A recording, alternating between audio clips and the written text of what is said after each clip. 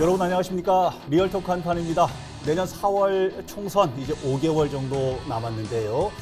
중앙도 지방도 벌써 선거 열기가 뜨겁게 달아오르고 있습니다. 오늘 자세히 두 분과 분석해 보겠습니다. 오늘 두 분 자리하셨는데요.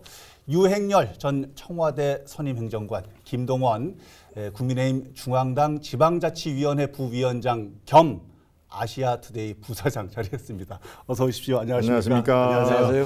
오늘은 내년 총선에 의한 중앙정치의 어떤 분위기나 바람, 그리고 그런 분위기나 바람이 지방정치, 우리 충북 정치는 또 어떤 영향을 미칠지 두 분의 입을 통해서 좀 듣는 시간을 마련해 보도록 이렇게 하겠습니다. 자, 첫 번째 주제 갑니다. 내년 총선을 승리로 사활을 건 전쟁입니다. 우리 그 담당 작가가 전쟁이라는 표현을 이제 쓰기 시작했습니다. 이제 돌격 앞으로입니다. 먼저 국힘 얘기 먼저 좀 해볼까요? 예. 이니환 혁신위 위원장 활동을 시작을 했습니다. 간략하게 좀 소개를 해주시죠. 그렇습니다. 예, 여러분들께서 얼굴을 처음에 볼 때는 아마 잘 모르신 분들이 더 많았을 겁니다. 예, 연세대 의대 교수지만 본명의 성이 린튼이라고 해서 이른바 좀 이렇게 정치권에 있는 분들은 그분이 전에 또 비슷한 역할을 한번 한 적도 있거든요. 있죠. 혁신위원회라든가 이런 걸 했는데 상당히 선임 자체가 색다른 면은 있죠.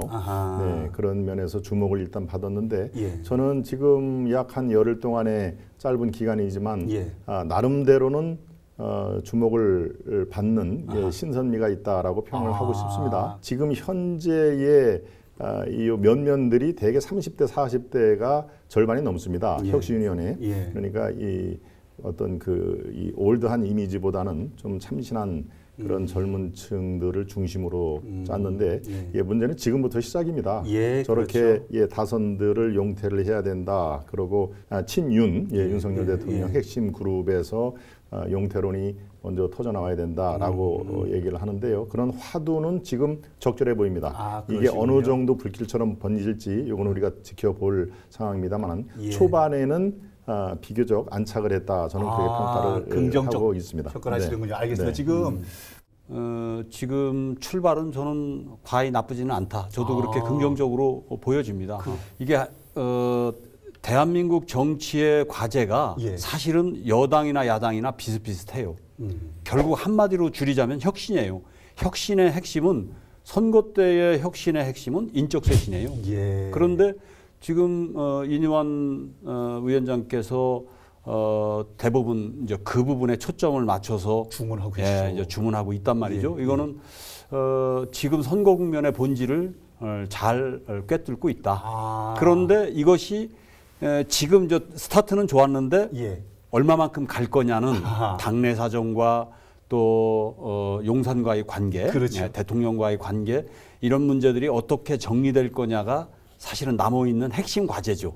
알겠습니다. 여기까지는 잘 모르겠습니다. 두 분이 긍정적 평가라고 말씀을 시작을 하셨는데 묘한 좀 다른 점이 느껴지면서도 이 스튜디오가 지금 굉장히 꽉 찬 느낌이 들어서 저만 그런지 모르겠지만 긴장감이 좀 도는 느낌입니다. 자, 본격적으로 출발을 해보겠습니다. 여기 지금 부산에서 톱 콘서트를 했던 이준석 전 대표 자리에 사전 조율 없이 인 위원장께서 방문을 했잖아요. 그렇습니다. 인 위원장 방문을 맨 앞줄에서 이제 보셨다고 그러던데 인 위원장 방문을 보고 이준석 전 대표가 영어로 응대를 한 거에 대한 논란이 있습니다. 논란이 많죠.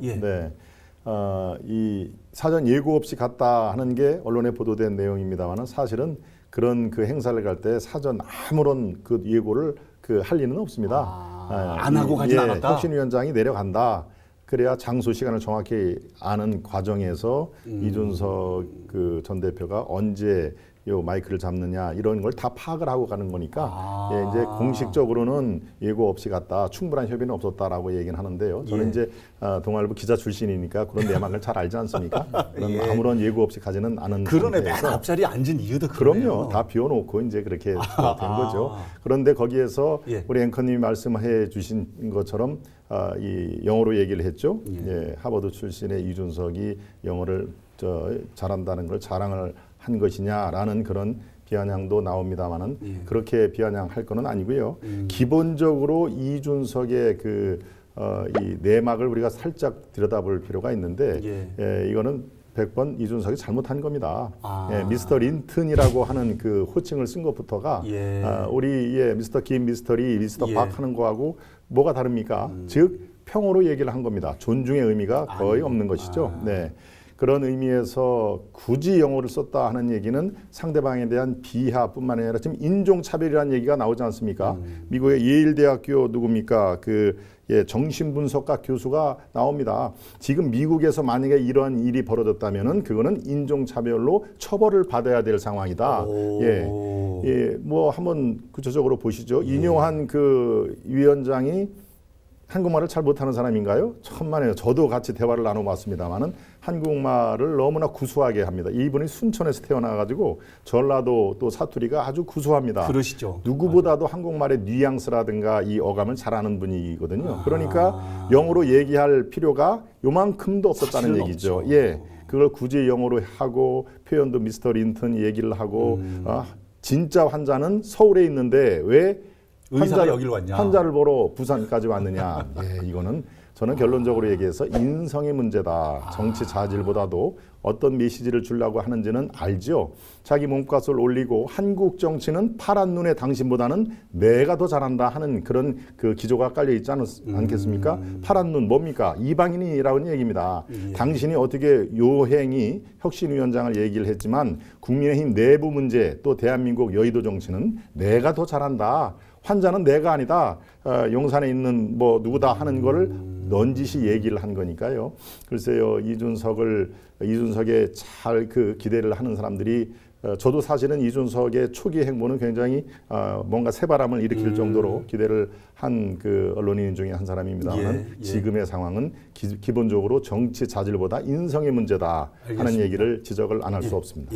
그날도 분명하게 이준석 전 대표는 내가 어떤 상황에서 움직일 수 있는지에 대한 코멘트는 다 한 거거든요. 그러니까 문제의 지점이 서울에 환자가 있다라고 얘기를 했는데 그거부터 수술을 하라는 거잖아요. 그게 수술이 될지 안 될지 용산을 수술한다는 게 보통 일입니까? 말이 안 되는 그런데 얘기일 수도 있죠, 현 정부에서. 강서구청장의 패배의 핵심은 대통령이었어요. 근데 이뇨한 위원장이 대통령 얘기는 한마디도 안 하고 다른 얘기만 자꾸 하고 있잖아요. 중진들 험지 출마 얘기하고 뭐 윤핵관 얘기하고 자꾸 딴 얘기만 하고 있는데 문제의 핵심은 용산에 있으니 용산에서 허락을 받아오든 결제도장 찍어오든 나를 모셔가려면 그런 확실한 것이 있지 않고 다시는 찾지 마라 하는 얘기를 이준석은 한 거란 말이에요. 선임 행정관님께서 지금 생각하시는 지금 현재 입장은 이 평행선이 좁혀지기는 어려울 수도 있다라는 말씀. 결국은 인요한 위원장이 할 수 있는 일이 아니라 그거는 용산의 대통령이 어떤 결단을 하느냐가 핵심인 거예요. 이 지점을 이준석은 정확하게 찝고 들어간 거죠. 사실 이 부분에 좀 이어져서 여쭙는 얘기인데요. 인요한 위원장은 사실은 중진과 친윤을 향해서 출마를 하지 말라고 혹은 그렇습니다. 이왕 출마할 거면 서울에 험지로 출마를 하라고 압박을 좀 가하고 있는데 사실 친윤과 중진들을 끌어안으면은 플러스 알파적인 요인도 있을 것 같은데 왜 이렇게 밀어붙이는지 또 중진들은 받아들일지 부분도 좀 궁금합니다. 그거는 제가 어제와 그저께 이틀 전에 조금 취재를 제가 했습니다. 지금 상황에서 이른바 친윤 핵심이라고 하는 분들 또 당 지도부 그리고 또 뭡니까 3선 이상 다선 의원 요거를 다 이렇게 리스트업을 하면 34분 정도가 나옵니다. 34분. 이 34명 중에서 즉 친윤 세력들 친윤과 당 지도부에서 지금 2분은 확실하게 결심을 한 것으로 제가 파악이 됐습니다. 어떤 결심이요? 발표. 불출마 결심을. 출마하지 않기로. 그러니까 이제 이른바 마중물 역할을 내가 하겠다는 얘기죠. 두 분이 최소 지금 두 분은 이미 이제 하는 거 발표 시점 만나고 한 사람 불쑥 나오고 뒤에 따라오지 않으면은 또 그것도 그림이 안 나오지 않습니까? 그러니까 뭔가 좀 이렇게 더 후속 조치가 한 다음에 발표를 하는데 그 시기는 대략 11월 말쯤 될 것이다 하는 얘기입니다. 인유한 위원장께서 어떤 언론 라디오에 얘기했던 이름 3명 중에 김의원 대표, 그 중에 권성동, 장제원 한 분은 있습니다. 그 중에 이 세 분 중에 한 명이 있어요? 한 분은 있어요. 인유한 위원장이 그랬잖아요. 2명만 먼저 결단을 하면 나중에 따라올 수밖에 없죠. 그러니까 김기현 대표가 이미 본인 의중을 드러낸 것 같은데요. 뭐 약간 살짝 뭐 불출마 얘기는 안 했어도 이렇게 얘기를 했죠. 김기현 대표는 이미 의원으로서 누릴 건 다 누렸다 하는 얘기를 했습니다. 그게 이제 시사하는 바가 좀 있습니다만은 문제는 이 두 분 외에 최소한도 7, 8명 정도가 동참하겠다라는 그런 후속 그 대열이 이어져야 이게 파괴력이 있거든요. 그렇죠. 한 사람만 톡 던지고 뒤에 잠잠하면은 지금 7, 8명이 따라간다는 건 아니고 그렇죠. 그래야 7, 8명. 힘을 얻을 수 있다는 그런데요. 말씀. 제가 이 기자 생활 30년을 한 그 촉을 녹여서 말씀을 드리면은 버틸 수가 없습니다. 상황이 이 정도가 되면요. 버틸 수가 없습니다. 그러니까 지금 7, 8명 플러스 알파로 저는 보이는데요. 더 이렇게 되면 미리 동참을 하는 거하고 2월, 3월 밀려서 할 수 없이 이렇게 얘기하는 거는 완전 다르거든요. 뭐 이것까지 얘기하면 좀 그렇습니다만은 이 집권 여당에는 사실 자리가 많습니다. 역할 공간이 많다는 얘기죠. 그런 것들을 지금 뭐 꼭 너 저 불출마하면 이거 줄게라는 것은 너무 단편적인 얘기지만 역할을 다른 얘기를 해도 충분히 당에 국가에 기여할 수가 있다. 이제 이런 논리로 가면요. 미리 이제 당사자들은 생각을 하는 거죠. 2월, 3월 초까지 버티다 할 수 없이 내놓는 거 하고 12월 달에 이미 주르륵 이제 나올 그 혁신의 물결에 미리 동참하는 거하고는 많이 다릅니다. 알겠습니다. 그러니까. 시청자분들께서 아마도 이제 인유한 혁신위에서 뭔가를 하려고 하는 이유가 뭔지 그리고 지금 당에서 어떤 움직임을 하려고 하는지에 대한 생각이 지금 부위원장님께서 무슨 말씀을 하셨는지 다 촉이 온 것 같은데요. 동의하시는지 아니면 어떻게 전망을 하시는지 궁금합니다. 저는 이제 김기현 당대표가 그렇게 이제 본인의 의중을 슬쩍 드러냈단 말이죠. 저는 그분은 결행하실 것 같아요. 그리고 국민들이 더 관심 있게 보는 사람은 아마 장제원 의원 아닐까 싶어요. 그러면은 윤핵관이 움직이는구나 이렇게 이제 평가할 건데 평가를 하는 더 중요한 지점에 있는 분이 장제원 전 의원 같아요. 근데 지금 이 분위기가 계속된다면 저는 장제원 의원도 서울로 오거나 아니면은 불출마를 선언하거나 뭐 이렇게도 저는 가능한 상황이 지금 전개되고 있는 것 같다. 이게 제가 보는 평가입니다. 두 분의 느낌은 일단 인 위원장 혁신위의 지금 바람과 요구대로 서서히 뭔가 당이 지금 움직이고 있는 모양새다라는 그러니까 전망과 평가를 하시는 거예요. 저는 이제 그 용산에서 하고 싶은 얘기를 지금 대신 인유한 위원장이 입을 통해서 지금 하고 있다고 생각이 들거든요. 그러니까 소위 말하는 윤핵관 의원들에게 직접 대통령이 말할 수는 없으니까 그러니까 인유한 위원장을 통해서 얘기를 하는데 이게 그분들도 무슨 뜻인지를 다 알아먹었다. 다 알아들었다. 마음속에서 이 일어나는 동요를 어떻게 잠재우고 그 뜻대로 따라갈 것이냐 하는 거는 그분들이 이제 선택할 몫인 거예요. 그런가 하면은요, 민주당 얘기를 이제 안 할 수가 없어서 민주당 얘기 쪽으로 조금 넘어가 보겠습니다. 친명과 비명에 대한 또 얘기거든요. 이 관계들 현재까지는 아주 잘 조화롭게 이루어지지 않는 모양새가 좀 있긴 한 것 같은데 앞으로 어떻게 될 것으로 보시는지 궁금합니다. 그러니까 우리 민주당이 이제 잘못하면 강서구청장 선거의 시그널을 이제 민주당이 앞으로 마음껏 하고 싶은 대로 해라라고 받아들이는 순간 굉장히 위험해지거든요. 근데 이제 극렬 그 이재명 대표 지지층들이 있어요. 이제 이런 분들은 그런 시그널을 오해를 해서 자꾸 당내에 정치적 입장이 다른 분들을 공격을 해요. 너무 심하게 공격을 해.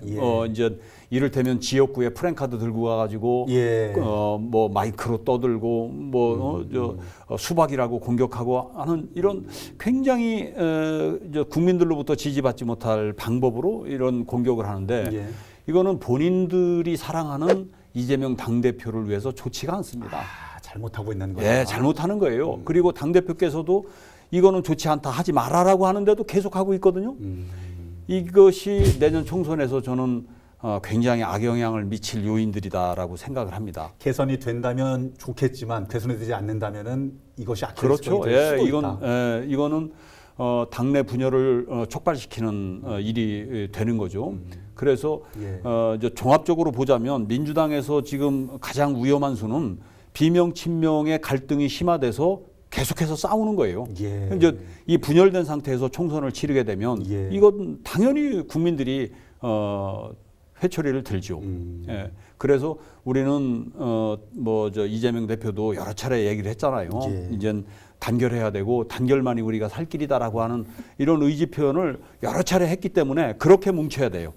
비명 친명의 싸움보다 더 중요한 거는 윤석열 정부의 실정을 정확하게 국민들에게 홍보하고 예. 국민들의 선택을 받을 생각을 해야 되는 거예요.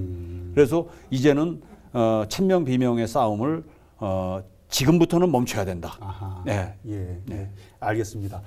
어떻게 보십니까? 지금 멈춰야 한다고 하셨는데 멈추겠습니까? 계속 가겠습니까? 저는 멈추기는 매우 어려운 실정이다라는 그런 게 윤 대통령의 실정을 말씀하셨으니까 예. 민주당이 그런 실정이다라는 얘기를 제가 앞서서 상대방의 뭐 저기 공격 별로 안 하신다 그러는데 말씀하실 때마다 오늘 많이 이렇게 좀 톤다운을 한 거. 이것도 다운하는 거다. 절대 네. 멈추지 않을 거다. 그렇습니다. 이 갈등은. 예, 지금 친명 대 비명 싸움은 요체가 생존권 싸움입니다. 생존권. 예, 국회의원들의 생존권이 뭡니까? 차기 총선 내년 4월 10일 총선에 또다시 배지를 다느냐 마느냐가 생존권 아니겠습니까? 그렇죠. 네, 실제로 친명 비명계를 한꺼풀 이렇게 살펴보면은 내가 살 것이냐 총선에서 어떤 게 나한테 유리할 것이냐 이 결국은 생존권 싸움이 예. 될 수밖에 없는데요. 예. 비명 같은 경우는 지금 세력이 그다지 이렇게 약 한 뭐 27, 8명 정도로 이렇게 한번 모임을 할 때는 그렇게 온다고는 하는데 예. 이분들이 지금 이재명 대표와의 그런 그 갈등 구조를 약화시키면은 다 죽습니다. 예컨대 개별 전투를 하면은요, 각계 전투라고 그러죠, 군대에서 상당 부분이 그들 표현대로 이제 학살이 될 겁니다. 어려워질 예, 것이다. 이른바 똘똘 뭉쳐서 계속 소리를 내야 그 중에도 이제 우리가 협상 조금 뭐 얘기하면 이제 딜을 막판에 하고 이 중에서 가장 좀 목소리를 내는 분들 중심으로 구제를 하겠다. 그래서 이제 총선 직전에 이렇게 하는 그런 것들이 눈에 보이는데 이 비명 중에서는 이른바 이 퍼스트 펭귄이라고 그러죠. 예. 펭귄 제일 앞에 나서서 예, 예.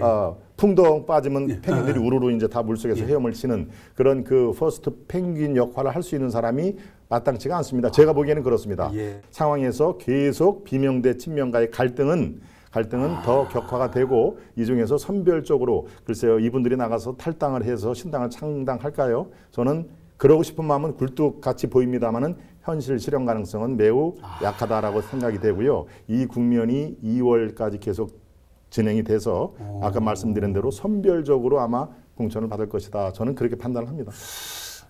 모르겠습니다. 제가 느끼기에 굉장히 잔인한 평가를 하시는 느낌인데 어떻게 들으셨는지 궁금합니다. 그러니까 이제 민주당이 이제 그 시스템 공천을 지금까지 해왔고 예. 이미 이제 시스템 공천의 당 룰은 다 있거든요. 예. 그러면 그대로만 하면 돼요.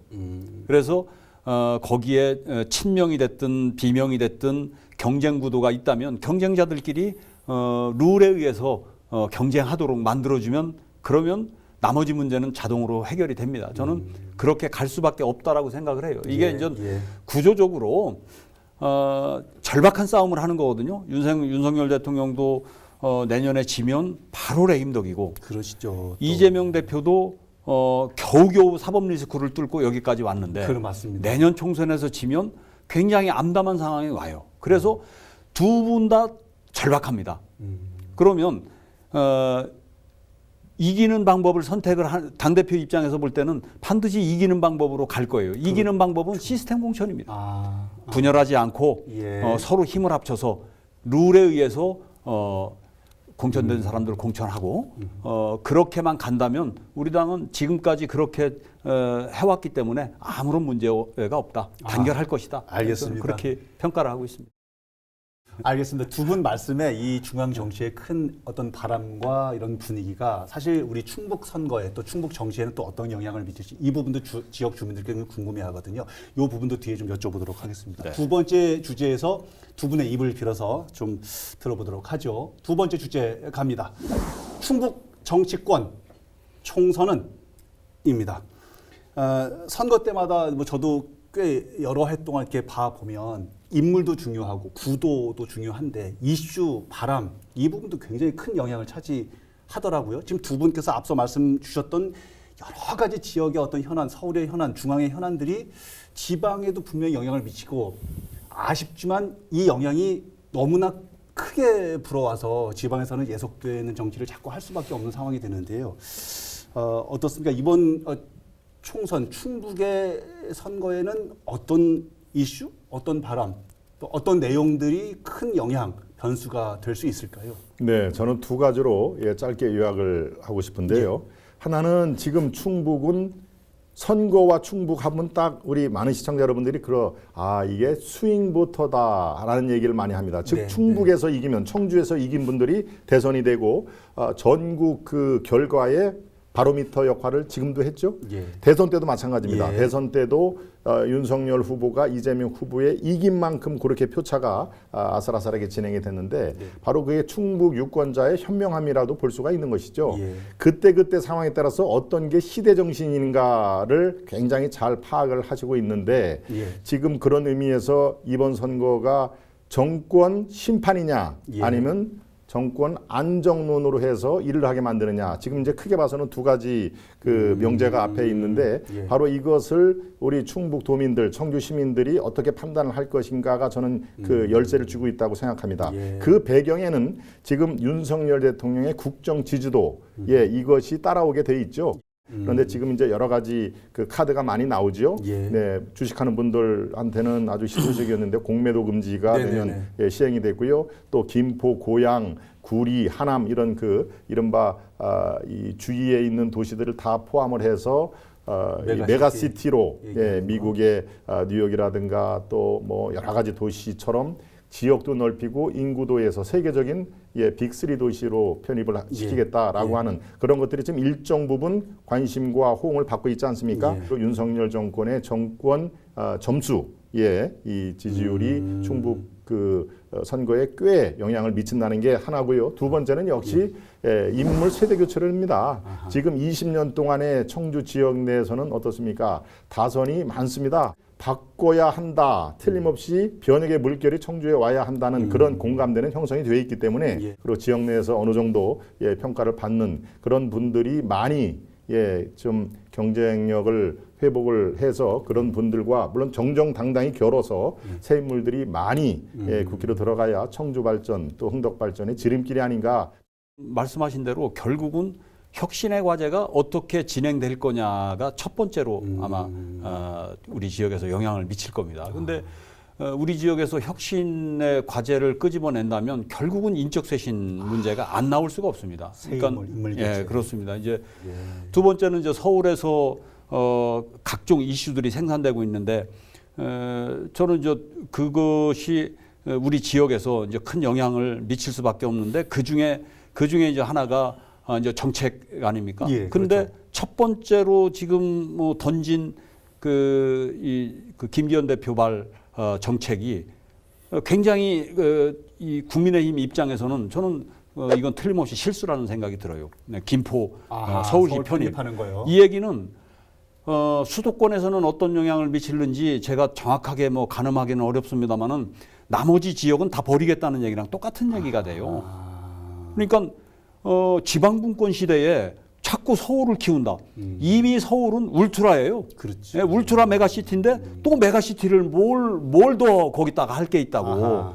그런 예산이 있다면 충북에다 더 쏟아붓을 생각을 해줘야죠. 한 가지만 보완을 해드릴까요? 뜬금없이 김포를 서울시에 편입한다라고 지금 그런 취지로 말씀을 하셨다면은 그거는 약간의 그 핀트가 어긋나는 게요.